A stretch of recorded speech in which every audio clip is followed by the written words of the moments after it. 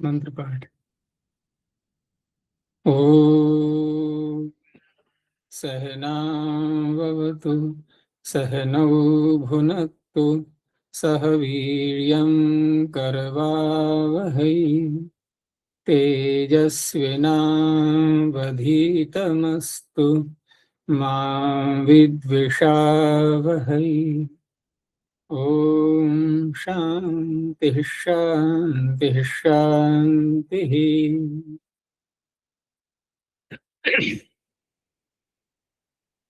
काशिका की 160वीं कक्षा।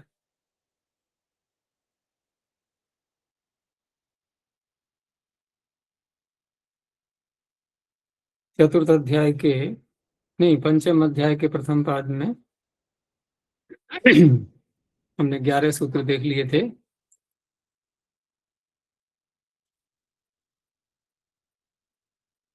आगे 12वां सूत्र तदर्थम विकृते है प्रकृतौ। पीछे से तस्मै हितम का अर्थ चल रहा है, उसी में थोड़ा सा उसको परिष्कृत करते हुए एक अर्थ और जोड़ दिया है। सूत्र में जो पद आ रहे हैं उनका अर्थ कर रहे हैं कि प्रकृति है या विकृति है, ये क्या होता है। तो कहा कि प्रकृति ही उपादान कारणम। किसी भी वस्तु को बनाने के लिए जिस उपादान कारण की आवश्यकता होती है वो उसकी हो गई प्रकृति। तो प्रकृति से जब किसी पदार्थ का निर्माण करेंगे, यहाँ तो शब्दों की ही बात चल रही है सारी, लेकिन शब्दों के जो अर्थ हैं वो तो वस्तुएं हैं सारी। तो उनमें प्रकृति का अवस्थान्तर हो जाना, यही उसकी विकृति है। अर्थात उसमें कोई खराबी नहीं आ गई, जो हम विकार अर्थ एक बिगड़ी हुई वस्तु के रूप में लेते हैं, वैसा अर्थ नहीं करना। केवल तस्यैव उत्तरम अवस्थान्तरम विकृति ही। तस्य माने उपादान कारणस्य जो उत्तर अवस्थान्तर है उसका भिन्न अवस्था का बन जाना, वही उसकी विकृति कहलाएगी। तो सूत्र में विकृति में पंचमी आ रही है, तो विकृति से ये प्रत्यय करेगा, विकृतिवाची प्रातिपदिक से। विकृतिवाचिनः प्रातिपदिकात् प्रकृतौ अभिधेयायाम। लेकिन प्रकृतौ में सप्तमी है, विषय सप्तमी। तो प्रकृति के अभिधेय होने पर प्रकृति उसका वाच्य होगा, उसको कहने के लिए यथाविहितम प्रत्ययो भवति। इन्होंने हेतु अर्थ नहीं दिखाया है, लेकिन उसको भी ऐसा आगे बताएंगे ये कि कुछ आचार्य उसका अनुवर्तन करते हैं, लेकिन उसको लेना ही है हमें। तदर्थमिति प्रत्यार्थ विशेषणम। तदर्थम जो सूत्र में प्रारंभ में कहा गया है, अर्थात ये प्रत्यय किस लिए हो रहा है, तो प्रत्यय का विशेषण बना तदर्थम, उसके लिए। उसके लिए तो तद से क्या लेंगे यहाँ पर, प्रकृति, प्रकृति को कहने के लिए, प्रकृति के लिए, ये अर्थ निकलता है तदर्थम का। कि तदिति सर्वनामना विकृति ही परामृश्यते। अर्थात तद शब्द से यहाँ पर जो पदार्थ जिससे हम प्रत्यय कर रहे हैं, जो शब्द है, तो वो शब्द वो तो विकृति बनेगा। तो उसके लिए जो प्रकृति है, तद अर्थम, अर्थात विकृति के लिए विद्यमान प्रकृति। विकृत्यर्थायाम प्रकृतौ प्रत्ययः। विकृत्यर्थ, विकृति के लिए, विकृत्यर्थ जो प्रकृति होगी उसको कहने के लिए जो शब्द बनेगा प्रत्यय करके, वो बनेगा प्रकृति का विशेषण। तो तदर्थ ग्रहणेन प्रकृतेः अनन्यार्थता आख्यायते। तदर्थ ग्रहण से ये स्पष्ट हो गया कि प्रकृति से भिन्न और कोई और किसी के लिए वो नहीं है। प्रकृति है अनन्यार्थता, अर्थात वह प्रकृति उसी विकृति के लिए है। ये तदर्थ शब्द से द्योतित हो जाएगा और प्रदान में पता लग जाएगा स्पष्ट। अर्थात न प्रकृति विकार संभव मात्रे प्रत्यय, कहीं पर भी प्रकृति का विकार होने पर ये प्रत्यय नहीं है, अपितु जिस शब्द से हम प्रत्यय कर रहे हैं उसी विकृति के लिए प्रकृति होनी चाहिए। किम तर्हि प्रकृते अनन्यार्थत्वे विवक्षिते। प्रकृति किसी भिन्न का प्रयोजन सिद्ध करने वाली नहीं है, उसी के लिए है वो। यहाँ पर चतुर्थ्यंत प्रातिपदिक से प्रत्यय करेंगे, उसके लिए कहा कि प्रत्ययार्थस्य च तदर्थत्वे सति सामर्थ्यात् लभ्या चतुर्थी समर्थ व्यक्ति ही। प्रत्यार्थ के तदर्थत्व होने के कारण से सामर्थ्य से ही चतुर्थी व्यक्ति प्राप्त हो जाएगी। और दूसरा उपाय यह है कि आगे कहा केचित् तु तस्मै हितम इति अनुवर्तयन्ति। तस्मै हितम की जब अनुवृत्ति लाएंगे तो हित के योग में पीछे बताया गया था कि चतुर्थी का प्रयोग करते हैं, हित योगी चतुर्थी वक्तव्या। तो इस तरह से अगर हित की अनुवृत्ति लाएंगे फिर कोई शंका का समाधान यह है, कोई अवसर ही नहीं है। अब यहाँ पर अंगार शब्द से हमें प्रत्यय करना है। अंगार है किसी की विकृति, किसकी विकृति है? काष्ठों की। तो अंगार से जब प्रत्यय करेंगे तो वो काष्ठ को कहने के लिए होंगे। अंगारेभ्यो हितानि एतानि काष्ठानि, ये काष्ठ जो सामने रखे हुए हैं ये अंगारों के लिए हितकारक हैं, अर्थात इनसे अंगार अच्छे बनते हैं। तो अंगारियाणि काष्ठानि, तो अंगार तो सारे ही काष्ठों से बन जाएंगे या नहीं? सबसे नहीं बनते। बहुत से काष्ठ ऐसे होते हैं जो जिनकी राख जल्दी बन जाती है, कुछ ऐसे होते हैं जो सुलगते रहते हैं, अंगार का रूप धारण नहीं कर पाते। तो सबसे अधिक जो काष्ठ इसके लिए होते हैं, एक तो आम का भी होता है और बबूल को बहुत उत्तम माना जाता है इसके लिए। जो बाजार में भी जो, अब तो खैर कोयले का कम प्रयोग होता है, नहीं तो पहले कोयले जब ये गैस नहीं चलती थी तो कोयले की अंगीठियां बना करके उसमें कोयला जला करके भोजन इत्यादि लोग पकाते थे। तो वहां पर वो कोयले बाजार में मिलते थे, तो बहुत से उत्पादन करने वाले उसके इसी प्रकार से काष्ठ जला जला करके कोयला बनाते थे। तो उसी का फिर अंगार बन जाता था, उसमें धुआं नहीं होता था बिल्कुल भी। तो ये तो हो गया अंगारी यानी काष्ठानी। अब अंगारी यानी शब्द काष्ठानी का विशेषण हो गया। ऐसे ही इष्टकाएं पड़ी हुई हैं। अब इष्टका प्राकार के लिए हितकारक हैं, तो किस दृष्टि से कि जितने का प्राकार बन सकता है उतनी मात्रा में है, और प्राकार जितना प्रबल बनेगा, अच्छा बनेगा, तो ईंटें भी अच्छी होनी चाहिए। तो अच्छी ईंटें यानी कि प्राकार के योग्य हैं, तो प्राकारिया इष्टका। ऐसे ही शंकु बनाना है, ये पीछे बताया था मैंने कि लकड़ी के शंकु पहले बनते थे, तो वहां टंकव्यम दारू, दारू लकड़ी का ही वाचक है यहाँ भी। और पिचव्य कार्पास, पिचु अर्थात रुई, उसके लिए कार्पास। तो इस तरह से ये सूत्र प्रकृति को कहने के लिए प्रत्यय करेगा विकृतिवाची शब्द से। आगे कहा तदर्थमिति किम। अब यहाँ तदर्थमिति किम का जो प्रत्युदाहरण दिया गया, तो इन्होंने कहा कि यवानाम धाना। अब यवानाम धाना ये क्या कहना चाह रहे हैं? अब यवानाम धाना में एक तो उन्होंने षष्ठी का प्रयोग किया, ऐसे ही धाना नाम सक्तवः, यहाँ भी षष्ठी का ही प्रयोग किया गया है। तो धान शब्द कल मैंने बताया था कि जो भुना हुआ दाना होता है उसको धान कहेंगे। अब यवानाम धाना जब कहा जाएगा, जैसे पीछे हमने शब्द बनाया था अंगारी यानी काष्ठानी, यानी काष्ठ अंगारों के लिए हैं, लेकिन धान यव के लिए नहीं, ये अर्थ नहीं है इसका। यवानाम धाना केवल यवों के धान। तो यवों के धान का अर्थ है कि यव को ही भून करके जो भुना हुआ दाना बन गया उसी का नाम धान है। यहाँ पर धान यव के लिए नहीं है, यद्यपि यव प्रकृति है उसकी धान की, क्योंकि धान यव को ही तो भून करके बने, लेकिन यहाँ पर यव से हम और कुछ भी बना सकते हैं और धान भी किसी और का बन सकता है। धान हम यव न लेकर के कोई अन्य अन्न को ले लें और उसको भून लें, तो भुना हुआ तो प्रत्येक धान ही कहलाएगा, लेकिन अंगार तो काष्ठ के अतिरिक्त किसी और से नहीं बन सकते।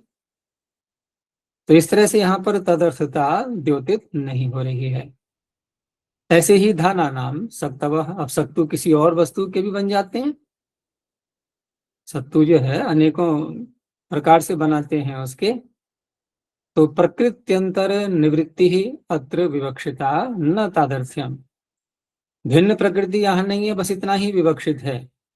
जैसे यवानाम धाना हम कहा गया, तो ये जो धान है ये भुने हुए दाने हैं, ये किसके हैं कि यव के हैं, बस और किसी के नहीं है, इतना ही मात्र द्योतित हो रहा है।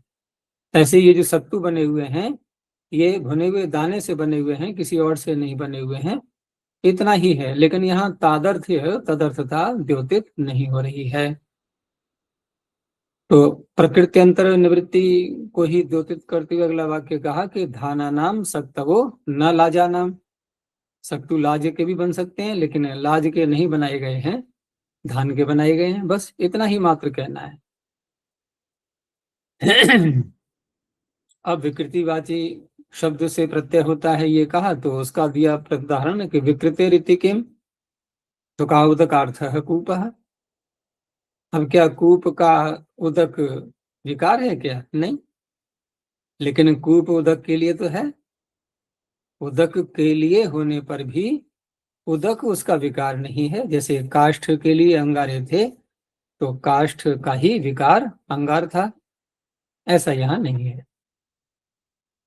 विकृति ग्रहणे अक्रियमाणे, यदि विकृति सूत्र में नहीं कहा जाएगा तो या काचित प्रकृति गृह्यते, फिर किसी भी प्रकृति को हम ले सकते हैं। यदि विकृति शब्द को नहीं बोला जाएगा तो किसी भी प्रकृति का ग्रहण किया जा सकता है, केवल उपादान कारण का ही नहीं, क्योंकि उपादान कारण तभी आ पाएगा जब विकृति शब्द भी साथ में बोला जाएगा। तो विकृति ग्रहणे अक्रियमाणे या काचित प्रकृति गृह्यते न उपादान कारणम एवं, और वो यहाँ पर बात घट रही है कि कूप कारण तो है, बिना उसके जल नहीं निकल पाएगा, लेकिन उपादान कारण नहीं है, उपादान कारण नहीं है। भवती च कूप उदकस्य प्रकृति ही, कूप उदक की प्रकृति है। क्यों है प्रकृति की? तत्र उत्पादना, वहां उत्पन्न हो रहा है जल अंदर, परंतु न तो उदकम तस्य विकृति ही, उदक उसकी विकृति नहीं है। अत्यंत भेदात, बहुत भेद है। कूप एक पूरा एक जो ढांचा खड़ा हुआ है उसमें मिट्टी ईंटें ये सारी चीजें आ गई, और जल एक अलग वस्तु है, बहुत भेद है दोनों में। जबकि कारण कार्य में कुछ एक रूपता गुण कारण के कार्य में आते हैं तो कुछ होना चाहिए, ऐसा यहाँ पर नहीं है।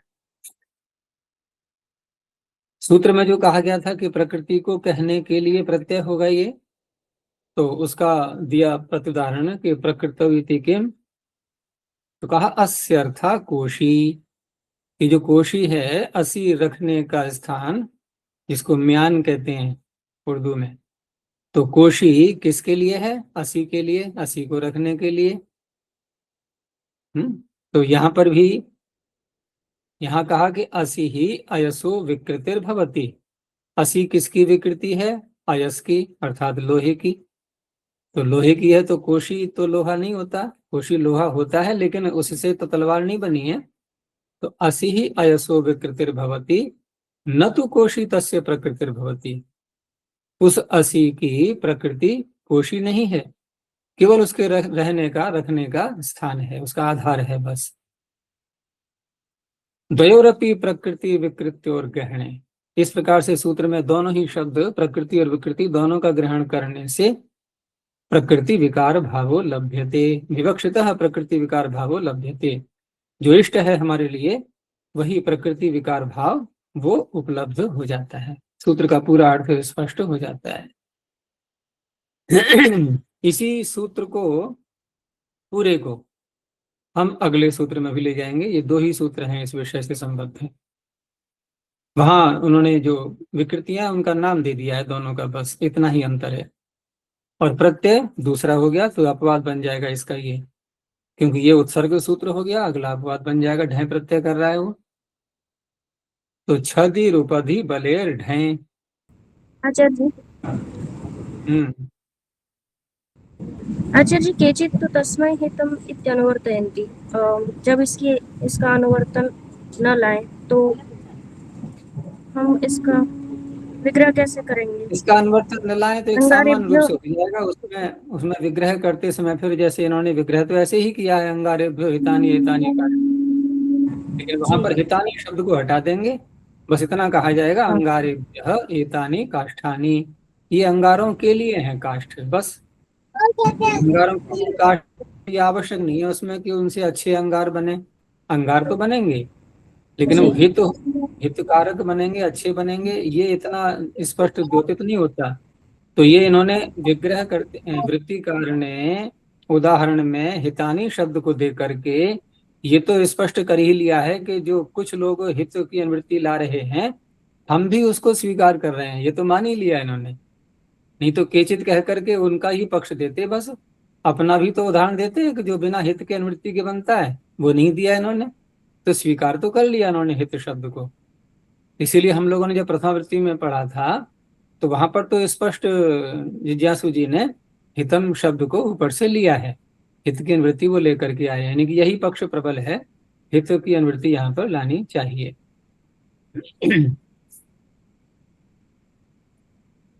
तो आगे जो दो शब्द दिए हैं इन्होंने सूत्र में, छदि, छदिर और उपधि।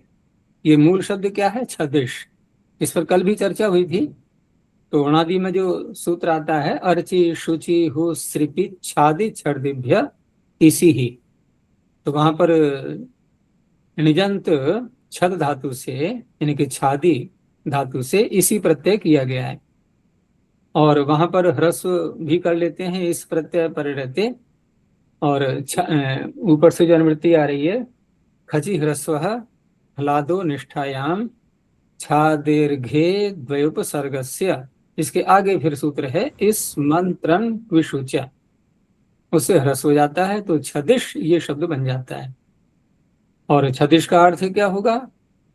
छदिश का अर्थ जो ग्रामीण क्षेत्रों में जहां पर ऊपर मकान कमरा बनाया और ऊपर छप्पर डालते हैं ना, छप्पर बहुत प्रसिद्ध शब्द है ये, सभी जानते हैं इसके लिए, हिंदी का ही शब्द है।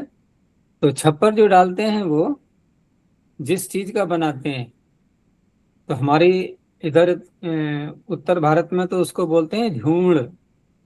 तो झूण एक वनस्पति ऐसी जो ऐसे ही बिना बीज बोए वो जगह जगह उगाते हैं, और उसमें कोई तना नहीं होता उसका, नीचे से भूमि से ही लंबे लंबे से पतले पतले से उसके जो पत्ता कह लो कुछ भी कह लो वो निकलते हैं ऊपर के लिए।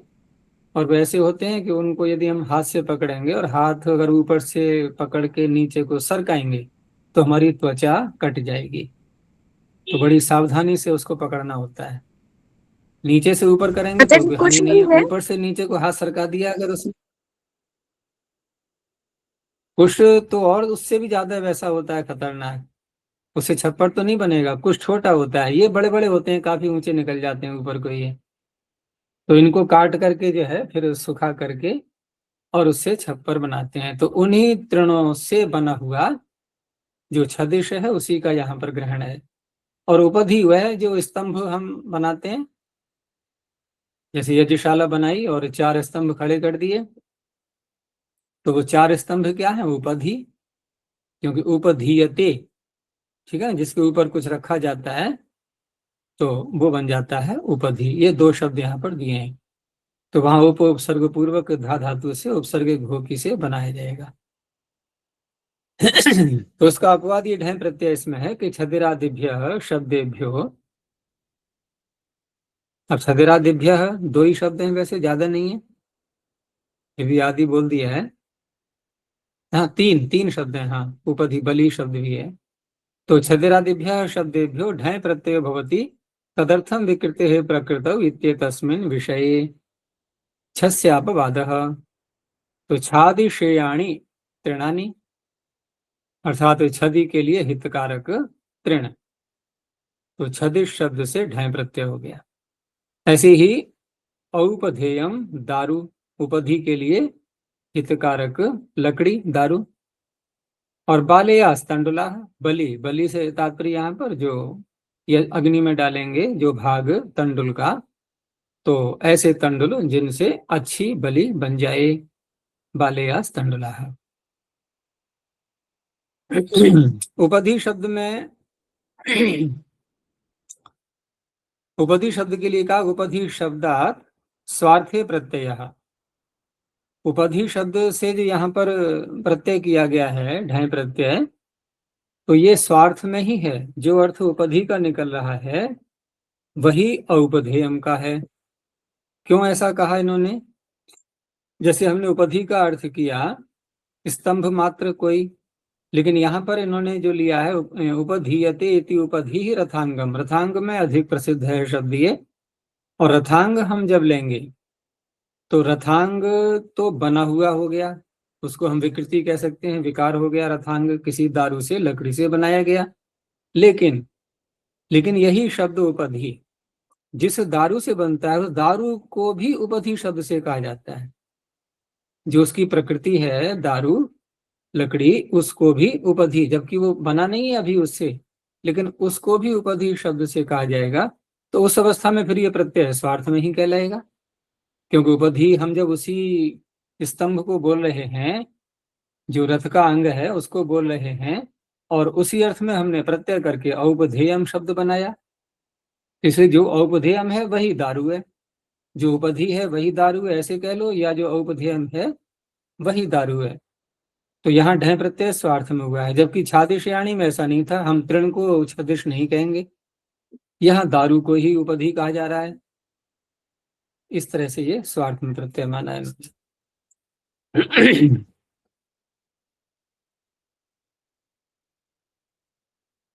आगे दिया कि ऋषभो पान हो यहाँ। अब ये भी इसका अपवाद बनेगा। तो ऋषभ उपान इत्येताभ्याम न्यः प्रत्ययो भवति, तदर्थम विकृते है प्रकृतौ इत्येतस्मिन् विषये। तस्य अपवाद, ये भी छ का अपवाद बनेगा। तो ऋषभ और उपान, ऋषभ, ऋषभ हो गया बैल, जो युवावस्था को प्राप्त हो गया उसे कहेंगे ऋषभ। अब ऋषभ जिससे बना, तो पूर्वावस्था क्या थी उसकी? वत्स था, वो छोटा था। अब यहाँ पर वत्स के लिए आर्षभ्य शब्द का प्रयोग किया इन्होंने। तो इसका तात्पर्य है कि ऐसा वत्स, ऐसा बछड़ा जो स्वस्थ दिखाई दे रहा है, डील डॉल उसका अच्छा है, बिल्कुल हृष्ट पुष्ट है, क्योंकि बैल तो हृष्ट पुष्ट होना ही चाहिए। तो उसको देख करके लग रहा है कि हाँ इसका बहुत अच्छा बैल बनेगा, इसलिए ऋषभाय हितः आर्षभ्य, आर्षभ्यो वत्सः। ऐसे ही मुंज मतलब से, कि वत्स यहाँ पर उपादान कारण के रूप में है। उपादान कारण ही है और क्या है। वत्स ही तो ऋषभ बन गया है, अब तो वही उपादान है। अरे ये प्रकृति, सारा संसार बना है तो प्रकृति उपादान है कि नहीं है? तो यहाँ पर समस्या कौन सी आ रही उपादान में? उपादान शब्द बुद्धि में आते ही ऐसा लगता है कि पहले इसको तोड़ेंगे मरोड़ेंगे सब, जो है ना पूरा, उसके बाद जैसे कुंभकार मिट्टी को खूब गूंथता है तो पहले वत्स को खूब गूंथा जाएगा। तो ऐसे उपादान नहीं लेना है। वो वत्स की आकृति जो की त्यों रहेगी, वो नहीं बिगाड़नी है। तो उपादान ही है वो। भाई हम भी पहले बच्चे थे, अब बड़े हुए, ठीक है ना, युवावस्था आई, वृद्धावस्था आई, लेकिन है तो उपादान कारण ही बाल्यावस्था, युवावस्था की उपादान कारण है।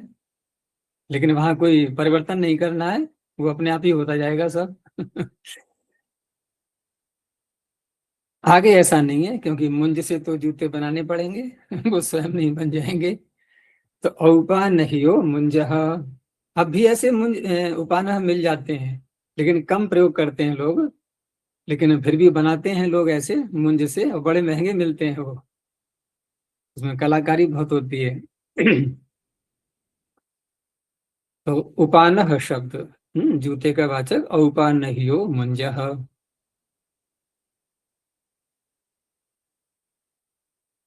आगे कहा कि चर्मण्यपि प्रकृतित्वेन विवक्षिते, क्योंकि उपान केवल मुंज से ही नहीं, चर्म से भी बनते हैं, और जब चर्म से बनाएंगे तो उस अवस्था में अगला सूत्र आ रहा है चर्मणों, तो वो तो ऐ प्रत्यय करेगा।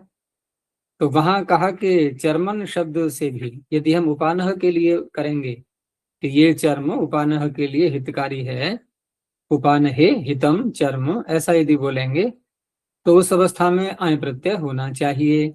लेकिन यहाँ पर क्या होगा कि चर्मण्यपि प्रकृतित्वेन विवक्षिते, उपानह की प्रकृति यदि कहा जाएगा चर्म के लिए तो पूर्व विप्रतिषेधाद अयमेव इष्यते। और इसकी व्याख्या वैसे ही करेंगे जैसे कल की थी कि हम विप्रतिषेधे परम कार्यम सूत्र में विद्यमान पर शब्द का अर्थ क्या लेंगे, इष्ट, इष्ट अर्थ लेंगे। तो वहां पर पूर्वापर वाला पर नहीं लेंगे अब।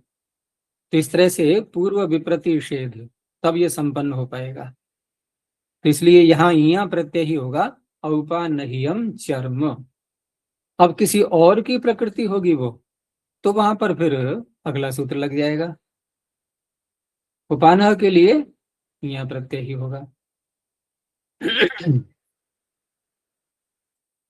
आगे दिया चर्मणों, चर्मण इति षष्ठी। तो चर्मणों या विकृति ही, षष्ठी इसलिए कहा कि विकृति से संबंध जोड़ते हुए कि चर्मणों या विकृति ही तदवाचिनः, और वाची अर्थ भी लेना है, स्वरूप से लेना नहीं है। तो चर्मणों या विकृति ही तदवाचिनः प्रातिपदिकात् ऐ प्रत्ययो भवति, तदर्थम विकृतेः प्रकृतौ इत्येतस्मिन् विषये। ये भी 6 का अपवाद हो गया। तो ये 4 सूत्र हो गए ये। तो यहाँ पर जो विकृति है वो क्या है, वरध्र, वर्ध्र है, और उसके लिए चर्म। तो ये जो चमड़े का हम दस्ताना पहनते हैं हाथ में शीतकाल में, चमड़े के दस्ताने जो बनते हैं उसके लिए ये शब्द प्रयोग में आता है। इसमें वरध्र शब्द भी मिलता है और वर्ध्र शब्द भी मिलता है। इन्होंने वर्ध्र का दिया हुआ है, और प्रथमावृत्ति में जो हम लोगों ने पढ़ा था वहां पर था वरध्र, प्र में अ, यहाँ वर्ध्र। तो वर्ध्र से बन जाएगा वार्ध्रम, आय प्रत्यय हो गया, वार्ध्रम चर्म। ऐसे ही एक शब्द है वरत्र। हाथी पर जब बैठते हैं तो बैठने के लिए उसके ऊपर जो सारा बैठने का आधार जो बांधते हैं उसके ऊपर वस्त्र आदि या चमड़े का, तो उसके ऊपर एक रज्जू बांधी जाती है, फिर रस्सी, जिससे कि वो सारा जो ऊपर रखा है उसके पीठ पर वो टिका रहे, इधर उधर को न गिरे। तो रस्सी से पूरा उसको बांध देते हैं। तो वो जो रस्सी होती है कक्ष में स्थित उसके, उसे कहा जाता है वरत्र। वो चमड़े का बनाते हैं। तो वारत्रम चर्म, तो वरत्र से वारत्रम बन गया, वर्ध्र से वार्ध्रम बन गया।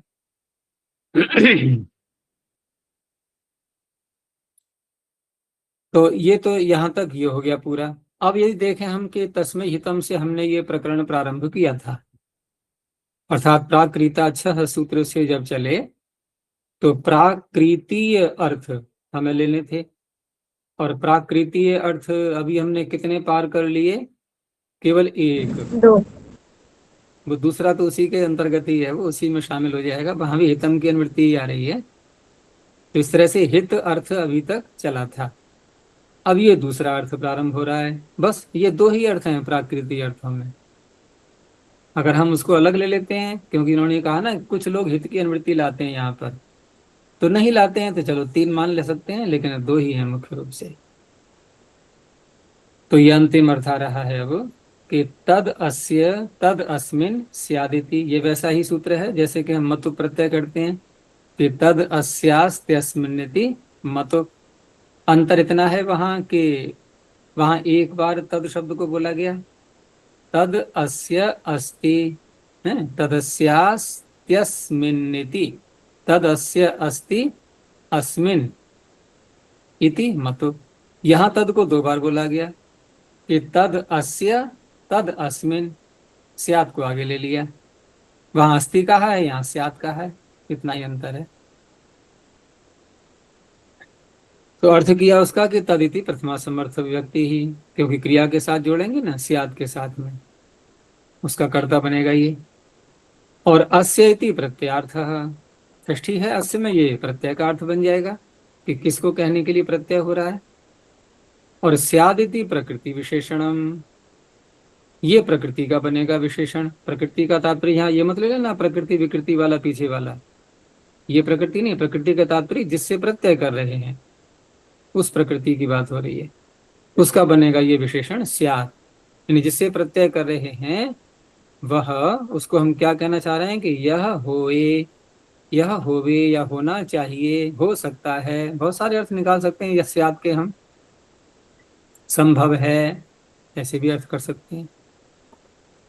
इति करणो विवक्षार्थः, तो विवक्षा है तो आवश्यक नहीं है कि हम प्रत्यय करें ही, नहीं भी कर सकते हैं, वाक्य भी बोल सकते हैं ऐसे ही। एवं द्वितीय वाक्य, तो ये तो इन्होंने तद अस्य इसका पूरा अर्थ कर दिया। फिर आगे है सूत्र में तद अस्मिन, वहां भी ऐसे ही कि तदिति प्रथमा समर्थ व्यक्ति ही, फिर अस्मिन इति प्रत्यार्थः, स्यादिति प्रकृति विशेषणम, ये सारी बातें वहां भी घट जाएंगी।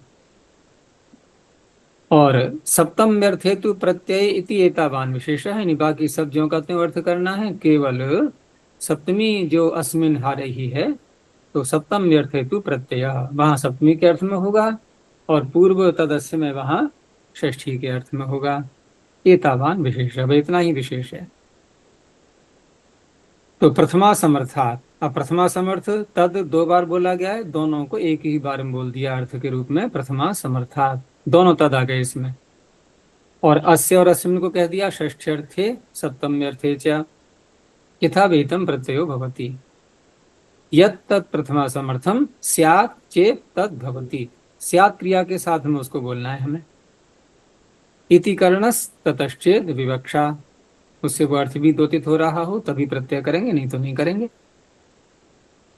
अब जैसे यहाँ पर इष्टकाएं पड़ी हुई हैं, और इष्टकाएं संख्या में इतनी हमें लग रही हैं अनुमान से, क्योंकि स्यात् अनुमान में बोलते हैं प्रायः करके, तो अनुमान से हमें इतनी लग रही हैं मात्रा में, संख्या में, कि जिससे हमारा पूरा महल बन सकता है। तो देखने वाले को ऐसा अनुमान हो रहा है, तो वो कह सकता है कि प्राकारः आसाम इष्टकानाम स्यात्, इन ईंटों से प्राकार संभव है, ऐसा उसको लग रहा है। तो वो इष्टकाओं का विशेषण बोल सकता है प्राकारी या इष्टकाः। 6 प्रत्यय हो गया। लकड़ी के भी प्रासाद बनते हैं, पर्वतों पर तो प्रायः लकड़ी के ही निर्माण अधिक होता है, तो प्रासादीयम दारू, दारू का बन गया विशेषण। तो ये तो हो गया अस्य अर्थ में। अब सप्तमी के अर्थ में, अब सप्तमी के अर्थ में करेंगे और प्राकार को ही हमें लेना है, तो उस अवस्था में आधार के रूप में हम देश स्थान को ले सकते हैं। स्थान उपयुक्त दिखाई दे रहा है जहाँ भवन खड़ा हो सकता है, तो उस देश के लिए, उस स्थान के लिए कहा गया कि प्राकारो अस्मिन् देशे स्यात्, इस देश में प्राकार बनना संभव है। तो प्राकारियो देशः, प्रासादीया भूमि ही, प्रासाद और प्राकार। दीदी पीछे पीछे एक सूत्र आया था सास्मिन पौर्णमासी, वहाँ संज्ञायाम को भी समाविष्ट किया था, तो संज्ञायाम और इति, उस इति से विवक्षा अर्थ भी होता है, यह ज्ञापित किया था। हाँ, तो इति से विवक्षा होती है, संज्ञा होने पर भी कोई आवश्यक नहीं है, संज्ञा से भी वो अर्थ निकल आता है। लेकिन कहीं कहीं सूत्रकार किसी एक विषय को स्पष्ट करने के लिए 2-2 शब्दों का भी प्रयोग कर देते हैं, क्योंकि संज्ञा से भी वही तात्पर्य है। संज्ञा यदि है तब तो हम शब्द बनाएंगे, संज्ञा यदि नहीं है तो शब्द नहीं बनाएंगे। और वही बात इति शब्द से भी निकल रही है कि जो हमने शब्द बनाया उससे यदि अर्थ द्योतित हो रहा है तब तो उसका प्रयोग किया जाएगा, द्योतित नहीं हो रहा है तो नहीं किया जाएगा। तो इस तरह से दोनों ही शब्द लगभग एक ही अर्थ को बोलते हैं। तो कुछ सूत्रों में सूत्रकार एक ही विषय को बताने के लिए 2-2 शब्दों का भी प्रयोग कर सकते हैं। वहाँ कहा था कि ज्ञापन निकला कि इति का विवक्षा अर्थ भी होता है, इसलिए उसका क्या प्रयोजन हुआ, इति करणस् ततश्चेद विवक्षा। उसमें ये भी होता है कि वक्ता यदि बोलना नहीं चाहता और केवल एक वाक्यार्थ वाक्य ही बोलना चाहता है, तो उसमें कोई ये भी कह सकता है कि यहाँ तो हम समर्थानाम प्रथमाद्वा से वाक्य अनुवृत्ति ला ही रहे थे, तो वाक्य तो सर्वत्र बन ही जाएगा। लेकिन उस अर्थ में यदि लेंगे हम कि वक्ता बोलना चाहता है तब बोले, नहीं बोलना चाहता है तो न बोले, तो वो तो यहाँ उपयुक्त तो नहीं लगेगा। इसलिए यहाँ पर इति का अर्थ इन्होंने मात्र जो विवक्षा किया है वो उसी रूप में है कि यदि अविधेय को शब्द समर्थ है बोलने में तभी उसका प्रयोग होगा, नहीं तो नहीं होगा। क्योंकि आगे उदाहरण में आएगा, अभी उसके विषय में ये देंगे इसी सूत्र में, अंतिम पंक्ति में आएगा वो, वहां देखना उसको फिर। तो आगे दिया है कि सप्तमी, हाँ ये तो हो गया, हाँ सप्तम अर्थे खल्वपि कि प्राकारो अस्मिन् देशे स्यात्, प्राकार्यो देशः प्रासादीय भूमि ही, ये हो गया। अब स्यात् के विषय में थोड़ा अर्थ खोल रहे हैं कि स्यात् में हम जो लिंग लकार लाए हैं तो विधि निमंत्रणा मंत्रणा से लिंग लकार लाते हैं प्रायः, लेकिन विधि निमंत्रणा मंत्रणा वाला तो अर्थ यहाँ हमने नहीं बोला था। हमने क्या अर्थ किया था अभी? संभावना। तो ये अर्थ कहाँ से आया? विधि निमंत्रणा मंत्रणा में तो ये शब्द है ही नहीं कोई ऐसा। तो कहा कि स्यादिति संभावनायाम लिंग। कौन सा सूत्र करता है? संभावने अलम इति चेत सिद्धा प्रयोगे। तो इस सूत्र से संभावना में भी लिंग लकार हो जाता है। और वास्तव में देखें तो स्यात् का प्रयोग बहुत होता है भाषा में, साहित्यिक ग्रंथों में स्यात् की भरमार है। और इतनी भरमार है कि इसके नाम से एक वाद चल पड़ा है, सुना होगा, स्याद्वाद। ठीक है ना, स्याद्वाद। स्याद्वाद ही हो गया पूरा। तो स्यात् का प्रयोग संभावना में ही प्राय होता है, जहां भी बोला जाएगा वहां संभावना में। भवती अर्थ में भी बोल देते हैं, जैसे कि सूत्रों के अर्थ करते समय प्रारंभ में बताया गया था ना कि कहीं पर प्रथमा व्यक्ति यदि आती है किसी पद में तो उसको बोल करके भवती लगा दो, स्यात् लगा दो, ऐसे बोलते हैं ना। तो वहां स्यात् का भवती के अर्थ में भी ले लेते हैं, और लेते हैं तो कोई आपत्ति नहीं है, क्योंकि अस धातु और भू धातु लगभग समानार्थक ही होती हैं। तो भवेत कह दो या स्यात् कह दो, एक ही बात है। लेकिन यहाँ जो प्रयोग किया गया है वो संभावना में किया गया है। तो संभावना क्या दिखा रहे हैं यहाँ पर? इष्टकाओं का उदाहरण देते हुए कि इष्टका नाम बहुत्वेन तत्संभाव्यते। इष्टकाएं बहुत सारी हैं, तो वक्ता को पता है कितने में तो भवन बन ही जाएगा। तो प्राकार आसाम इष्टका नाम स्यादिति, इन इष्टकाओं का प्रासाद संभव है। ऐसे ही देश के विषय में भी, क्योंकि देश यदि उपयुक्त नहीं है, या तो आधिकारिक दृष्टि से, यही सरकारें रोक लगा देती हैं, यहाँ आपको सड़क के किनारे जो है ये ऐसे इतने दूर तक नहीं बनाना है। तो ऐसी दृष्टि से हम देख सकते हैं कि जो देश हम देख रहे हैं वहां पर कोई भी ऑब्जेक्शन किसी प्रकार का नहीं है, और उपयुक्त भूमि दिखाई दे रही है, कोई जलीय भूमि नहीं है, क्योंकि जलीय भूमि में भी भवन नहीं बन पाएगा जहाँ जल की मात्रा अधिक होती है। तो देशस्य च गुणेन संभाव्यते, वहां गुण के रूप में देखेंगे, और इष्टकाओं में उसकी संख्या की दृष्टि से देखेंगे, बहुत तो जो दिया था अभी। तो देशस्य च गुणेन संभाव्यते कि प्रासादो अस्मिन् देशे स्यादिति। प्रकृति विकार भावस्तादर्थ्यम च इह न विवक्षितम। जैसे पीछे सूत्र था तदर्थम विकृते है प्रकृतो, तो वहां ऐसे वो अर्थ यहाँ नहीं लेना है प्रकृति और विकार के रूप में। किमतर ही योग्यता मात्र, बस योग्यता की दृष्टि से, वो योग्यता चाहे संख्या की दृष्टि से हो या गुणों की दृष्टि से हो। तेना पूर्वस्य अयम अविषयः, इसलिए पूर्व सूत्र का ये विषय नहीं बनेगा।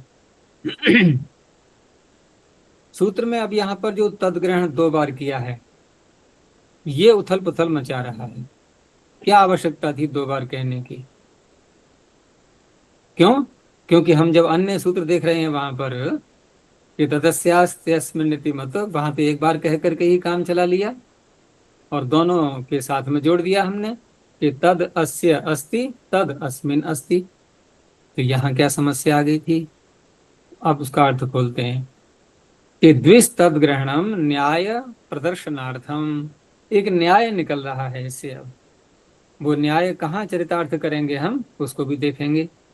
ये एक बार चर्चा हो चुकी है इस विषय में, अगर तुम लोगों किसी को ध्यान आ रहा हो तो कहा कि अनेकस्मिन् प्रत्ययार्थे, जहां पर अनेक प्रत्यय के अर्थ दिए जाते हैं सूत्र में, तो वहां प्रत्येकम समर्थ व्यक्ति ही संबंधनीय, वहां प्रत्येक अर्थ के साथ में समर्थ व्यक्ति का संबंध जोड़ लेना चाहिए। ये न्याय निकला इससे और इससे न्याय निकल करके तदस्यास्त्यस्मिनिति मतुप में हम तद शब्द को दोनों अर्थों के साथ जोड़ पाए हैं, ये कहना चाह रहे हैं ये। इससे वहां पर उस सूत्र की स्पष्टता हो पाई है। तो कहा यदि ऐसा है कि अनेक प्रत्यार्थ होने पर प्रत्येक के साथ में समर्थ व्यक्ति जोड़ लेनी चाहिए, तो अथ इह कस्माद् न भवति कि प्रासादो देवदत्तस्य स्यादिति। प्रासाद, जैसे यहाँ पर इन्होंने तद अस्य और तद अस्मिन दो बार तद बोला कि तद अस्य तद अस्मिन स्यादिति। और यहाँ जो अर्थ इन्होंने निकाले थे, जैसे प्राकार को कहा या प्राकारिया इष्ट कहा या प्राकारिया भूमि या देश इत्यादि, इनके लिए जो कहा था, तो हम ऐसे वाक्य बोले हैं कि प्रासादो देवदत्तस्य स्यात्। ये तो ये इससे जुड़ा हुआ नहीं है, इस पंक्ति से, इससे मत जोड़ना है इसको, कि जो तद ग्रहण की अभी बात हो रही थी, ये तो स्पष्ट हो गया। ये स्पष्ट हो गया कि दो बार तद ग्रहण यहाँ कह करके पाणिनि ने अन्य कहीं भी यदि सूत्र ऐसे आते हैं जहाँ अनेक अर्थ हों, तो वहां दो बार प्रकृति को नहीं बोलेंगे। भाई कोई भी ग्रंथकार अपने विषय को स्पष्ट करने के लिए है, किसी विषय को स्पष्ट करने के लिए कितनी बार उस बात को बोलेगा? एक ही बार तो बोलेगा। तो यहाँ एक बार इन्होंने बता दिया कि अगर यहाँ भी ये एक ही बार तद ग्रहण करते तब समस्या आती कि अब ये दोनों हम प्रत्येक अर्थ के साथ में जोड़ें, ये कैसे पता लगे हमें? तो उस पता लगाने के लिए इन्होंने यहाँ दो बार तद ग्रहण कर दिया। अब अन्य सूत्रों में एक ही बार समर्थ व्यक्ति को बोलेंगे और प्रत्येक अर्थ के साथ में वो जुड़ जाएगा, और उसी के कारण से हम तदस्यास्त्यस्मिनिति मतुप में दोनों के साथ में जोड़ पाते हैं तद शब्द को। तो ये तो बात यहाँ समाप्त हो गई। अब यहाँ जो सूत्र का अर्थ जैसा किया गया था कि तद अस्य और तद अस्मिन और स्यात् कह करके, तो हमने देखो वाक्य बोला कि प्रासादो देवदत्तस्य स्यात्, ये प्रासाद देवदत्त का संभव है। तो देखो विग्रह बिल्कुल जो कहते हैं हो रहा है ना सूत्र के अर्थ के अनुसार। तो कहा यह कस्मान न होती, यहाँ क्यों नहीं हो रहा है प्रत्यय? यहाँ भी हम कहते हैं, क्या बोलेंगे फिर कि प्रासादियो देवदत्त। ये देवदत्त कैसा है? ये प्रासादीय है। क्यों? क्योंकि ये प्रसाद इसका संभव है। हमें लग रहा है कि ये देवदत्त का ही मकान है ये। या यूं कह सकते हैं कि देवदत्त इतना समर्थ है कि ये इस मकान को वो क्रय कर सकता है, खरीद सकता है, उसके लिए उसका मालिक बन सकता है, तो ये प्रासाद देवदत्त का हो जाएगा। तो ऐसे वाक्यों में क्यों नहीं होता है? गुणवान अयम, क्योंकि देवदत्त गुण से युक्त है, उस भवन को ले सकता है, उसका मालिक बन सकता है। संभाव्यते प्रासाद लाभ अस्य, संभावना है कि प्रासाद की प्राप्ति इसको हो जाए। सारे हमें गुण दिखाई दे रहे हैं, उसके अंदर सामर्थ्य दिखाई दे रही है। अब उसका उत्तर दे रहे हैं कि हमने इति सूत्र में लगा तो दिया, इति करणो विवक्षार्थ है इत्युक्तम। अब विवक्षा का अर्थ हम क्या करते हैं? कहने की इच्छा। अब कोई जिद करे कि भाई मुझे तो कहने की इच्छा हो रही है ऐसी, मैं तो कहूंगा कि प्रासादियो देवदत्तः, तो विवक्षा का अर्थ ऐसे नहीं लेना है। यहाँ विवक्षा से कहा तो यही जा रहा है कि कहने की इच्छा के लिए, लेकिन यहाँ कहने की इच्छा से तात्पर्य शब्द जिस अर्थ को कह रहा है, शब्द जिस अर्थ को कह रहा है वह अर्थ यदि उस अर्थ को कहने के लिए यदि ऐसे शब्द प्रयोग में आ रहे हों, ठीक है ना, तब तो हम करेंगे, नहीं तो नहीं करेंगे। तो प्रासादियो देवता कह करके प्रासादीय शब्द से ऐसे देवता आदि मनुष्यों का ग्रहण नहीं होता, कहीं भी कोई प्रयोग में ऐसा शब्द नहीं आता। तो इसी तरह से विवक्षा को यहाँ लेना है। यहाँ वक्ता की विवक्षा से तात्पर्य नहीं कि वक्ता यदि चाहे तो बोले, न चाहे तो न बोले। तो इतना अंतर है यहाँ इति शब्द से। और संज्ञा जब होती है तो वहां तो स्पष्ट हो ही जाता है, वो तो शब्द फिर रूढ़ बन जाते हैं बिल्कुल। आगे है परिखाया ढय। अब इसके अपवाद सूत्र आएंगे।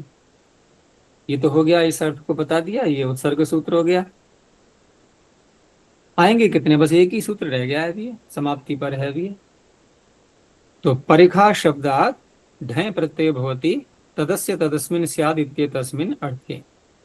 हस्यापवादः। परिखा कहते हैं खाई के लिए, तो ऐसी भूमि जहां पर खाई खोद पाए, जैसे कहीं रेतीली भूमि है उसमें खाई बन जाएगी? रेतीली भूमि में खाई खोदते जाओगे, वो चारों ओर से रेत नीचे खिसकता जाएगा, निकालते जाएंगे वो और खिसक जाएगा और खिसक जाएगा, लो बन गई खाई। तो कठोर जहाँ मिट्टी होती है वहां पर खाई बनती है।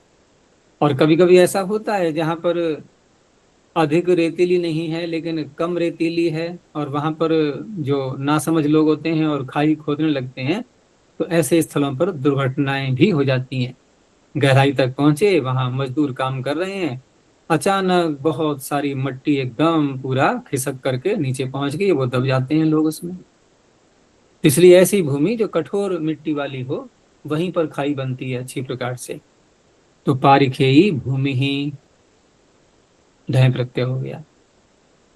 अब कहा यहाँ पर छ यतो हो पूर्णो अवधि ही। तो छ की अवधि है या यत की? देखो सूत्र था प्राग प्रीता छह, मुख्य तो यही प्रत्यय था छ, और उत्सर्ग सूत्र जो भी आए दो तीन, उसमें छ प्रत्यय ही किया गया उनके द्वारा। लेकिन यत जो साथ में बोला है इन्होंने, ये उगवादिभ्य यत का यत लिया है इन्होंने, क्योंकि उकारांत और गवादि शब्द, गोवादि शब्द ये भी काफी हैं, और इन्हीं प्राकृतिक अर्थों में वो विधान किया गया था उसका। तो उसकी भी अवधि पूरी हो गई यत की भी, क्योंकि प्राकृतिक अर्थ में ही तो लगना था वो, और छ की अवधि पूरी हो गई। इतः परम अन्य प्रत्ययो विधीयते। अब यहां से अन्य प्रत्यय चलेगा आगे।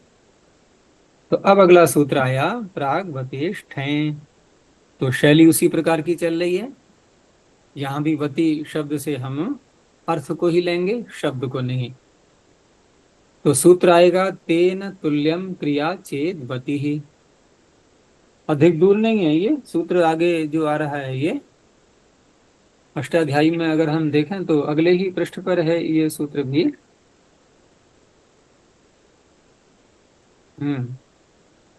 तो तेन तुल्य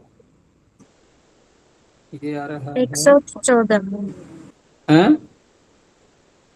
114 हाँ 114 सूत्र पर है, ठीक है संख्या। तेन तुल्यम क्रिया चेद वति ही। तो वति प्रत्यय यहां से चला है ना, लेकिन अब इस पर विचार करो कि तेन तुल्यम क्रिया चेद वति ही जहां ये सूत्र आया हुआ है,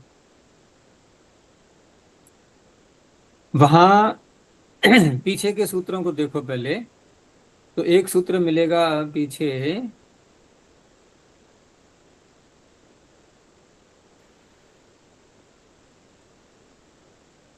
आ गया वो। प्रयोजन।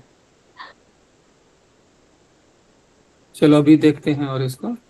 तो पहले इनको देखते हैं कि तेन तुल्यम क्रिया चेदवती इति वक्षति प्राग एतस्माद् वति संशब्दनात् यान इत ऊर्ध्वमनुक्रमिष्यामः ठय प्रत्ययस्तेषु अधिकृतो विदितव्यः।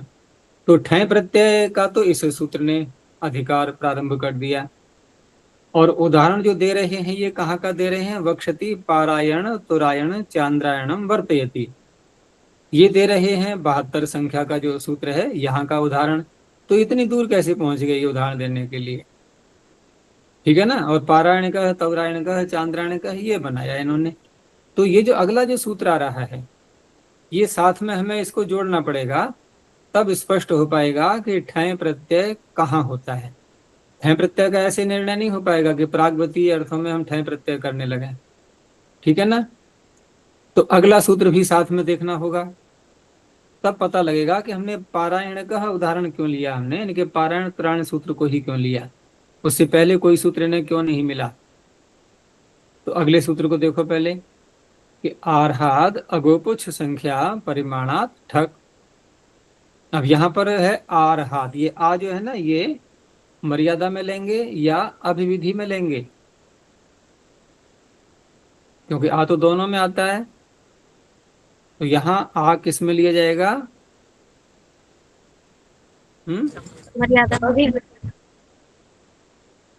ये दोनों शब्द आगे मर्यादा में आ गया। हाँ तो यहाँ पर जो है ना, ये हम इसको लेंगे अभिविधि में।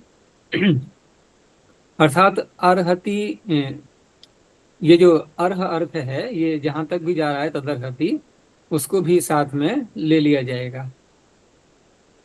तो इस तरह से यहाँ सूत्र का अर्थ क्या बनेगा कि तदर्हति इति वक्षति आ एतस्माद् अर्ह संशब्दनात्। वैसे क्रिया तो अर्हति है, तो अर्हति का अर्ह ले लिया इन्होंने केवल।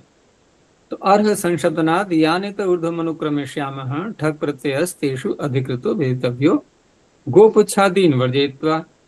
तो इसमें कितने शब्द हैं जिनको छोड़ा गया है? गोपुच्छ, संख्या और परिमाण।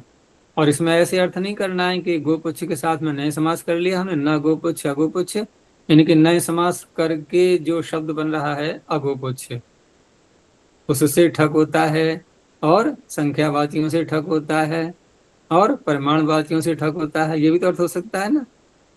ऐसा नहीं, पहले गोपुच्छ, संख्या, परिमाण, इनका द्वंद्व कर लेंगे, उसके बाद फिर ये परिभाष किया जाएगा इनका कि इन शब्दों से ठक नहीं होता, ऐसे शब्दों से। तो गोपुच्छ तो हो गया स्वरूप से, संख्या से संख्यावाची, परिमाण से परिमाणवाची, ये अधिक आएंगे शब्द। अब हमें ये भी देखना है कि ये तो कर रहा है ठक का अधिकार, पिछला सूत्र कर रहा है ठय का अधिकार। तो आरहीय अर्थों में ठक अधिक होगा या ठय अधिक होगा? तो वैसे देखें तो संख्या परिमाण तो कुछ ही मिलेंगे शब्द ऐसे, गोपुच्छ तो अकेला एक ही है। तो प्रायः देखेंगे तो कौन सा प्रत्यय अधिक होगा? ठक अधिक होगा, क्योंकि ठय तो अकेले नहीं से होना है, अब गोपुच्छ, संख्या और परिमाण। लेकिन कहाँ तक होना है? कहाँ तक होना है? तदर्हति तक। तदर्हति जहाँ तक चल रहा है ये, बस वहीं तक इसको लेना है, आगे नहीं। आगे तो फिर आगे तो ठय का ही अधिकार चलेगा, तो ठय को कोई चिंता नहीं है, उसे पता है कि ये जो है ना ठक मुझे बाधा डाल रहा है, ये तो कुछ ही दूर तक डाल रहा है बाधा, आगे तो मेरा ही साम्राज्य स्थापित होना है। तो ठय तो आगे चलना ही है, ठक अधिक दूर तक नहीं जाएगा ये, लेकिन जहां तक जाएगा वहां तक इसका प्रभुत्व रहेगा ठक का। तो इसलिए इन्होंने जो ठय का जो पीछे उदाहरण दिया था ना, पारायण तुरायण सूत्र, ये इसीलिए दिया था इन्होंने। अब विचार करके देखो कि पारायण तुरायण सूत्र जहां आ रहा है, ये आ रहा है 71 संख्या पर, और अर्हति अर्थ कहां से प्रारंभ हो जाता है? 62 संख्या से, तदर्हति। तदर्हति सूत्र से अर्हति अर्थ प्रारंभ हो गया, और ये कहां तक जाएगा? तदर्हति। तदर्हति की अनुवृत्ति कहां तक जाएगी? 70 संख्या तक। यज्ञर त्विभ्याम घखयं, ठीक है ना। अर्थात 70 संख्या के जो सूत्र हैं, यहां तक के सारे सूत्र ये हो गए आरहीय।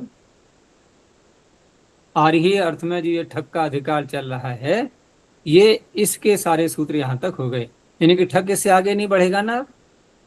ठक इससे आगे नहीं बढ़ सकता 70 संख्या से आगे। तो 70 संख्या से आगे ठक नहीं बढ़ेगा तो किसका अधिकार चलेगा? अब निरपवाद। निरपवाद चलेगा अधिकार ठय का। तो इसलिए पिछले सूत्र में इन्होंने पारायण तुरायण सूत्र लिया, ये निरपवाद वाले ठय का ले लिया इन्होंने, कि यहाँ कोई रुकावट नहीं है ठय को करने के लिए, ठीक है ना, कि गोपुच्छ, संख्या, परिमाण से ही हो। ये जो प्रतिबंध लगा दिया गया था, ये प्रतिबंध यहाँ आकर के समाप्त हो गया, और इसीलिए पारायण तुरायण आदि शब्दों से ये ठय प्रत्यय कर पाए। जबकि पारायण तुरायण चांद्रायण ये क्या शब्द संख्यावाची है, परिमाणवाची है क्या? नहीं। इसलिए पिछले सूत्र में 72 संख्या के सूत्र से बने शब्दों का उदाहरण दिया गया है। हो गया स्पष्ट? तो अब देखो आगे, तो आये तस्माद् अर्ह संशब्दनाद् यानि त ऊर्ध्वमनुक्रमिष्यामः ठक् प्रत्ययस्तेषु अधिकृतो वेदितव्यो गोपुच्छादीन वर्जयित्वा।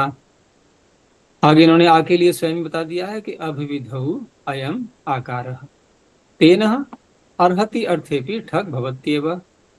तो अर्हति अर्थ में भी ठक ही जाना है, तदर्हति के आगे जो सूत्र हैं वहां तक भी जाना है। यज्ञर्त्विभ्याम घखयं, यहां तक अर्हति का अर्थ चलेगा। तो ठय अधिकार मध्य तदपवादः ठक विधीयते। चल तो रहा था ठय का अधिकार, बड़े जोर शोर से प्रारंभ किया था ठय का अधिकार, लेकिन बीच में ये ठक प्रवेश कर गया, कुछ सीमा तक। इसलिए आगे जब सूत्र आएगा पहला अर्थ निर्देशक सूत्र तेन कृतम, तो वक्षति तेन कृतम। अब वहां पर ये हमें देखना पड़ेगा कि तेन कृतम सूत्र से हम जिस प्रकृति से प्रत्यय कर रहे हैं वह प्रकृति यदि गोपुच्छ संख्या और परिमाणवाची है तब तो ठय करना है, और अगर ऐसी नहीं है तो ठक करना है। हो गया स्पष्ट? तो तेन कृतम, तो नैष्ठिकम पाणिकम। अब जो मैंने वाक्य बोला अभी वो घट रहा है क्या इसमें? क्या बोला मैंने अभी, फिर सुनो। कि तेन कृतम ये पहला सूत्र आया, ठीक है ना, अर्थ बताने वाला कि इस अर्थ में प्रत्यय होता है।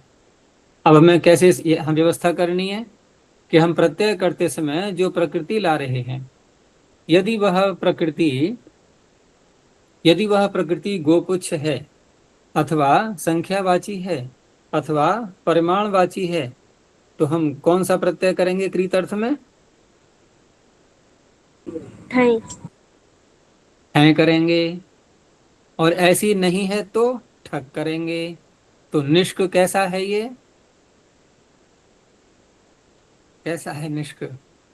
ये तो परिमाणवाची है। निष्क परिमाणवाची है ये तो परिमाणवाची होने से यहाँ पर ठय होगा कि ठक होगा? ठय होगा। तो उदाहरण किसका दे रहे हैं ये?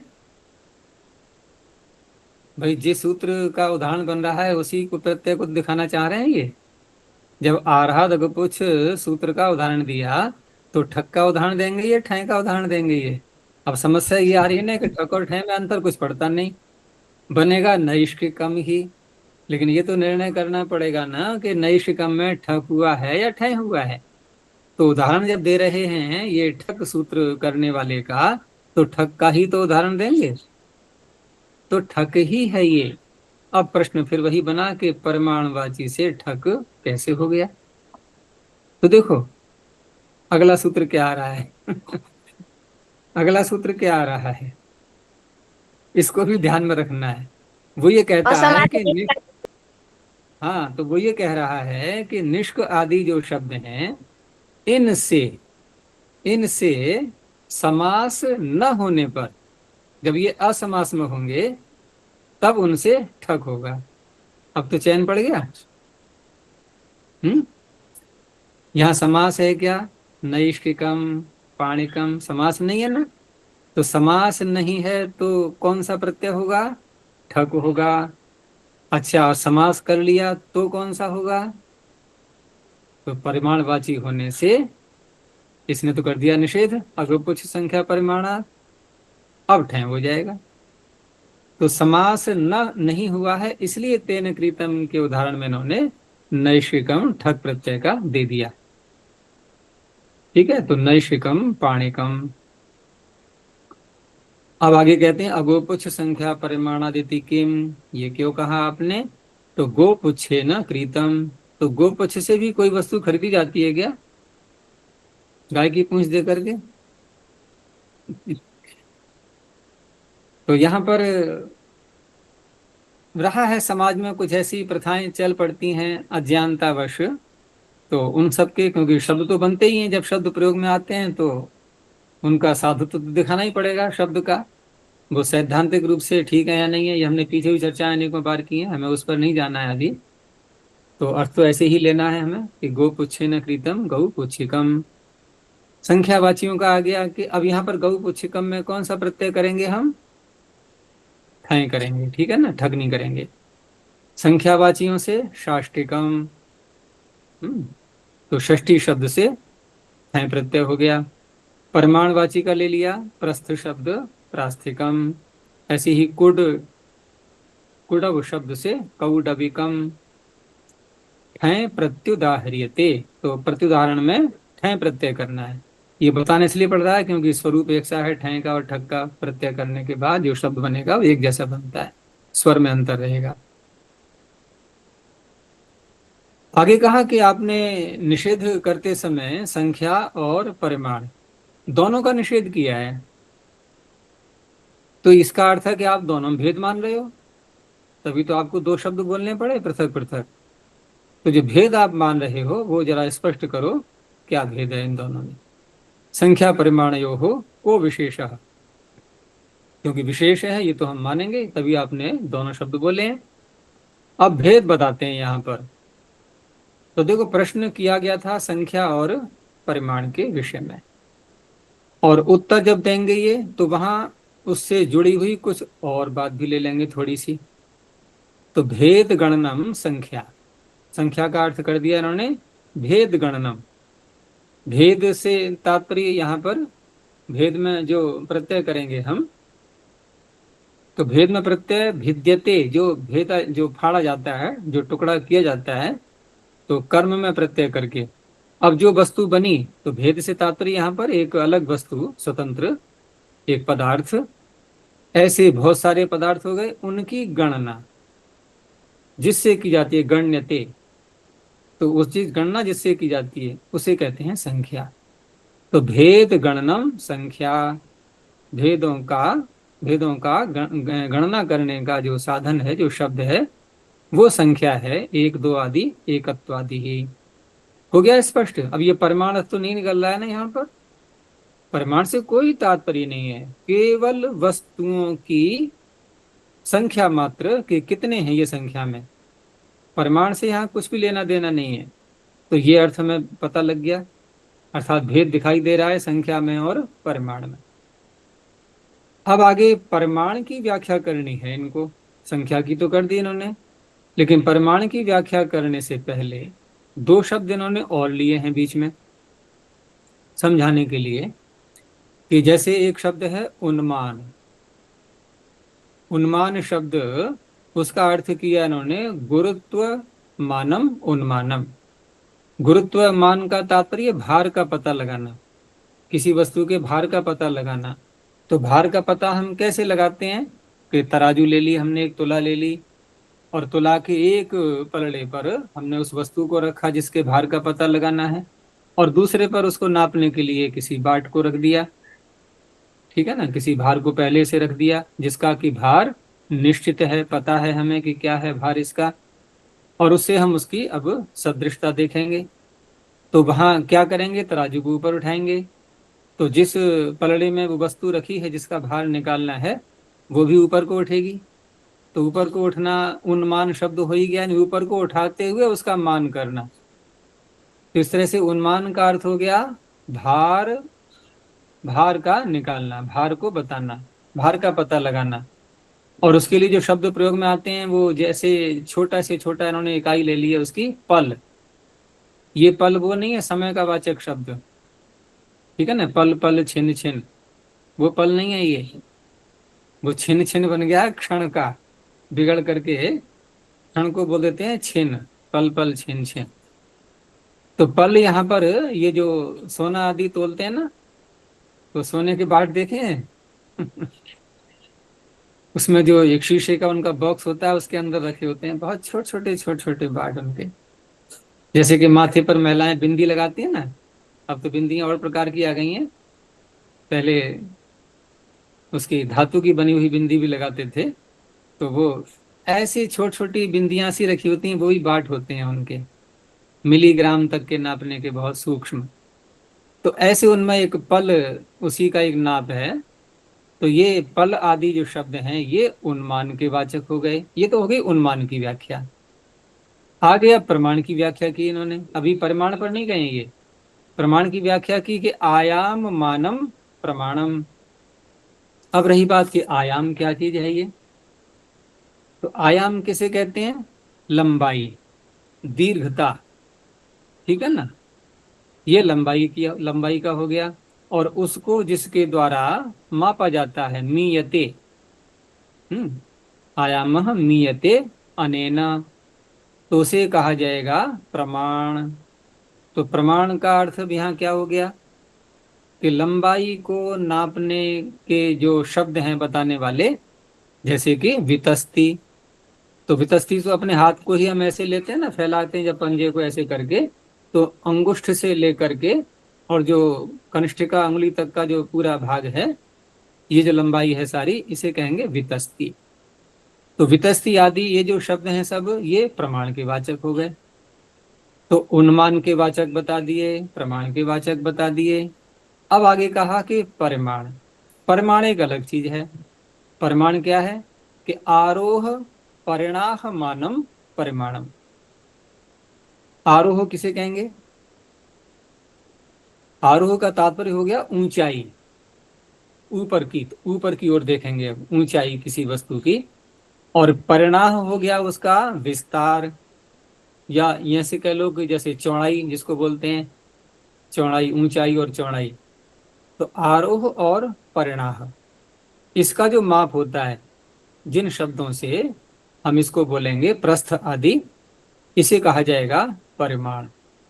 जैसे एक सेर बोलना है हमें, 1 किलो बोलना है, 1 ग्राम बोलना है, ये जो सारे शब्द आ रहे हैं, ये शब्द कैसे होते हैं कि किसी वस्तु का परितः मान करते हैं। ये परिमाण में परि शब्द आ रहा है ना, परितः यानी कि चारों ओर से।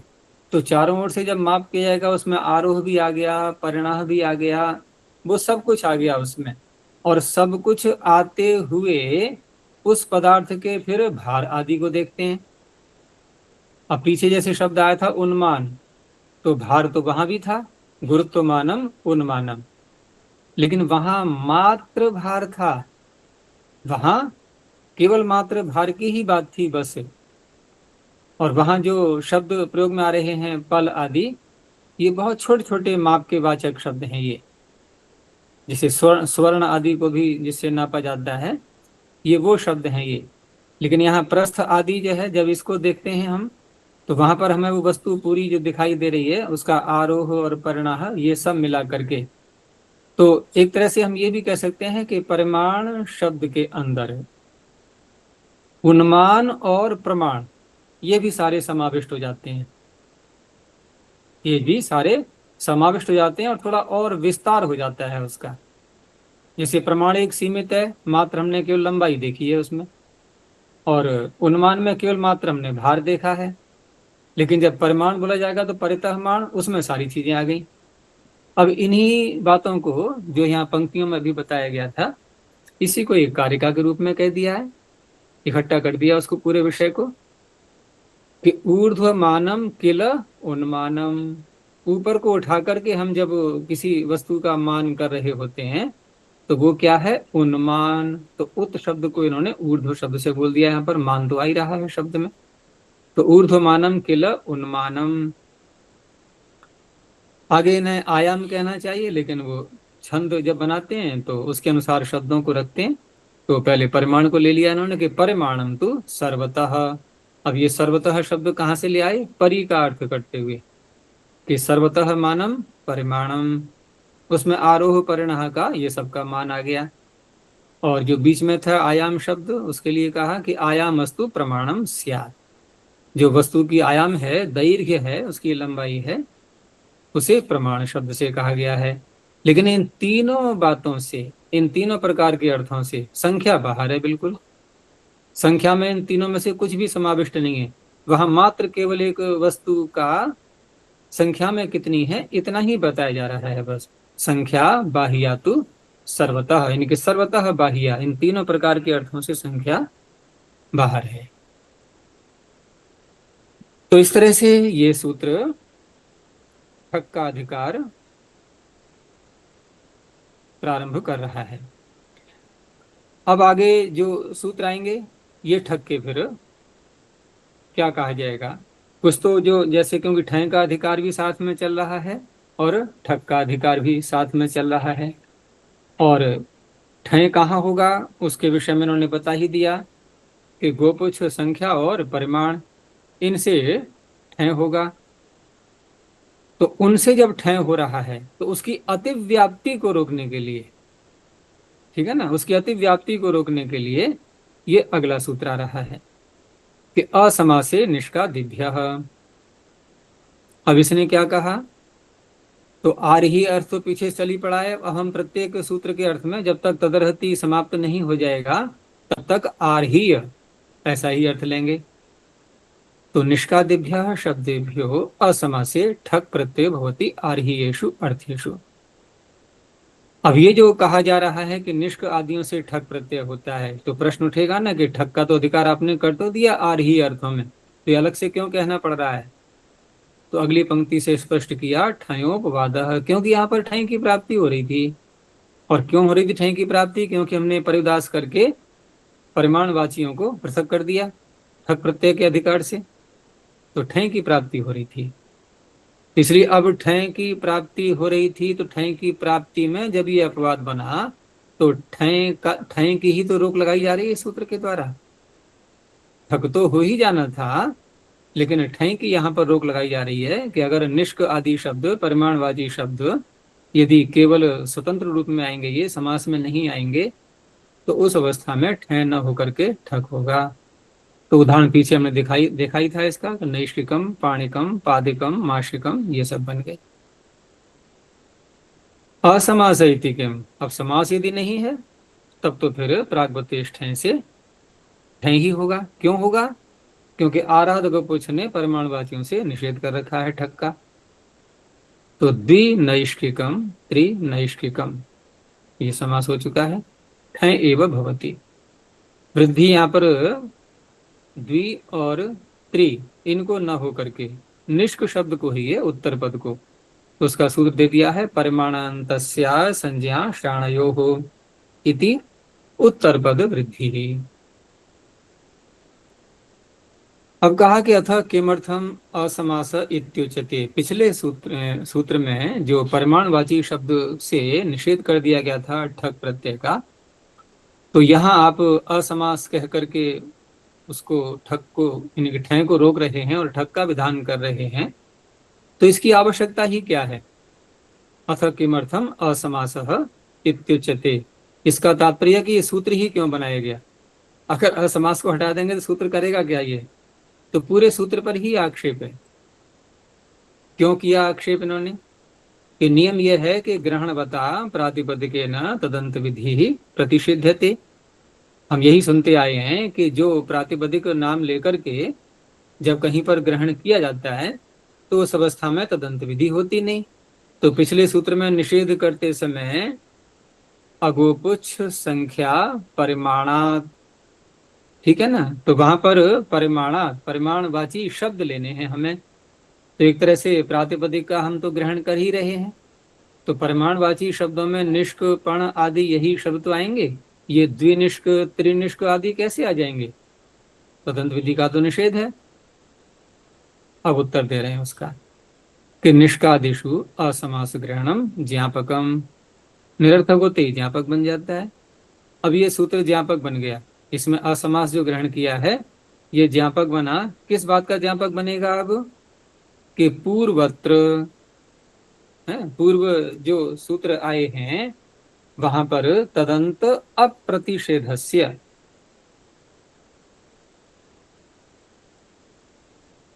इसमें ठीक है, तो तदंत अप्रतिषेधस्य, तो तदंत का वहां पर प्रतिषेध नहीं है। समझ आ गया? इस असमास ने ये बता दिया, क्योंकि तभी सार्थक होगा जब तदंत विधि स्वीकार करेंगे हम। और तदंत विधि कब स्वीकार हो पाएगी? जब हम पीछे नहीं होती है ऐसा माने, और वही परंपरा यहाँ चली आ रही है, तो यहाँ भी तदंतता प्राप्त हो रही थी, उसको तदंतता प्राप्त हो रही थी। तो परिमाणवाची का जब निषेध किया गया तो द्विनिष्क, त्रिनिष्क आदि से भी ठक का निषेध हो गया, ठीक है ना, उनसे भी ठक का निषेध हो गया, सभी से हो गया फिर तो एक प्रकार से। तो उस अवस्था में यहाँ पर ये सूत्र चरितार्थ हो गया। तो ये ज्ञापन निकल आया कि तदंत विधि नहीं होती।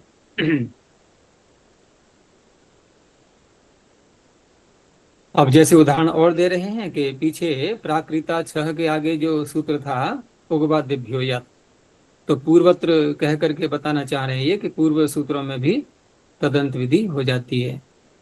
तो गव्यम शब्द बनाया था गो शब्द से, तो सु लगा करके समास करके तदंत करके सुगव्यम भी बन जाएगा। ऐसे ही अति सुगव्यम ये भी बन जाएगा। ऐसे ही और सूत्र आगे था विभाषा हवे रघुपादिभ्य, तो वहां अपूप्यम अपूपीयम ये बनाए थे, तो वहां तदंतता लेकर के यवापूप्यम यवापूपियम ये भी बन जाएंगे। ऐसे ही आगे शरीराव यवाद्यत यत प्रत्यय किया गया था, तो वहां पर दंत्यम आदि शब्द बनाए थे, तो राज दंत्यम ये तदंत शब्द भी ले लेंगे। इत्यम आदि सिद्धम भवति, ये हो गया।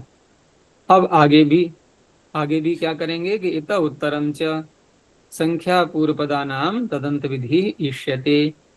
इसके आगे भी जो सूत्र आएंगे तो वहां पर संख्या पूर्व पद में है जिनके, ठीक है ना, संख्या पूर्व पदानाम तदंत विधि इष्यते, तो संख्या पूर्व में ला करके और शब्द को तदंत बना करके वहां पर भी आगे के सूत्र प्रत्यय का विधान करेंगे।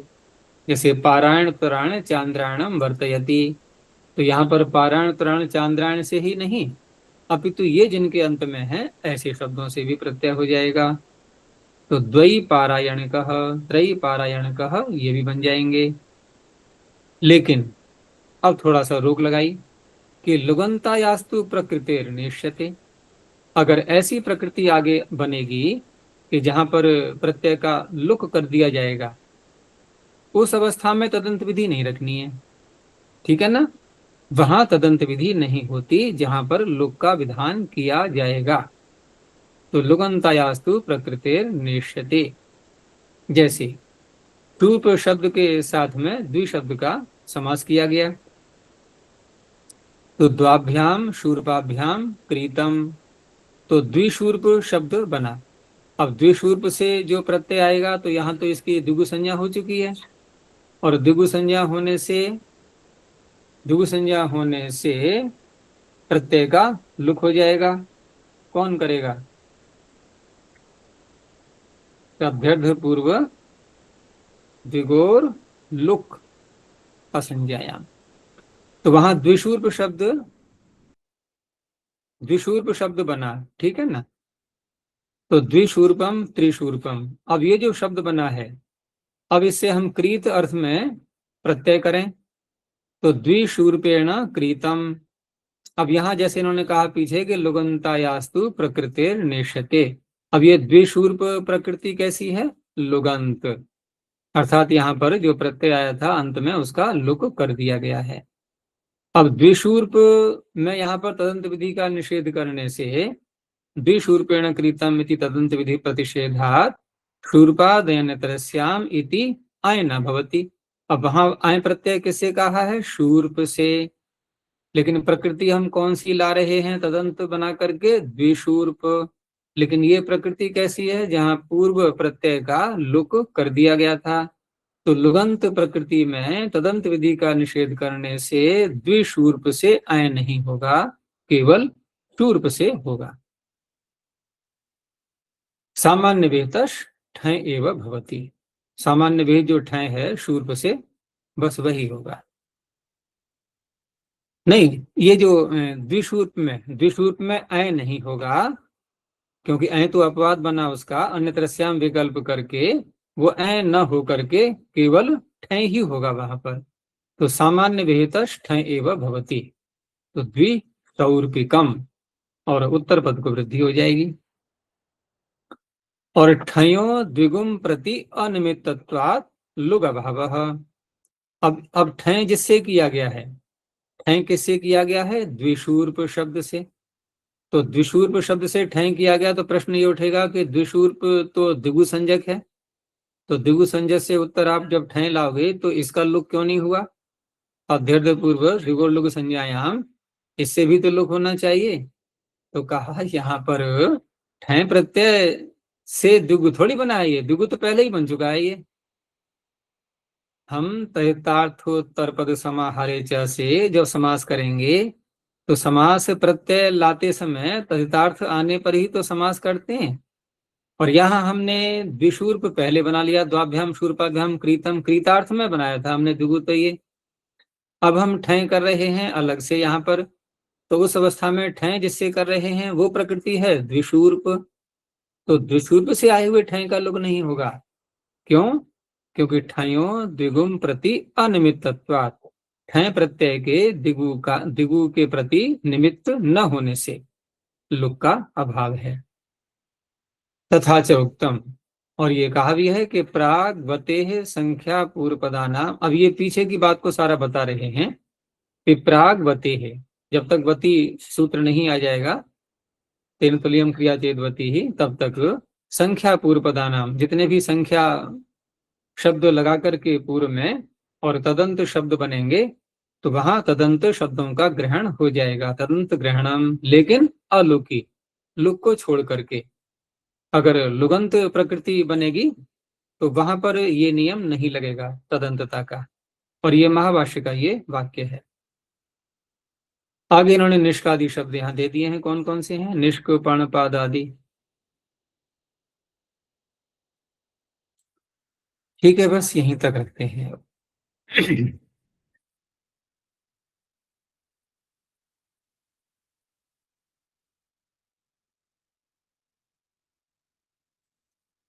प्रणव ध्वनि।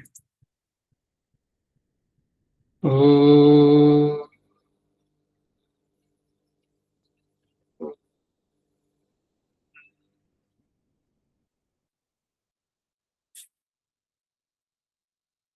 ओ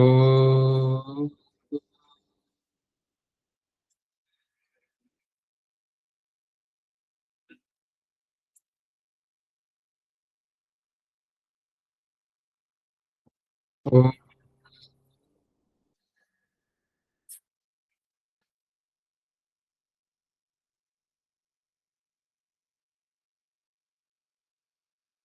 शांति शांति शांति।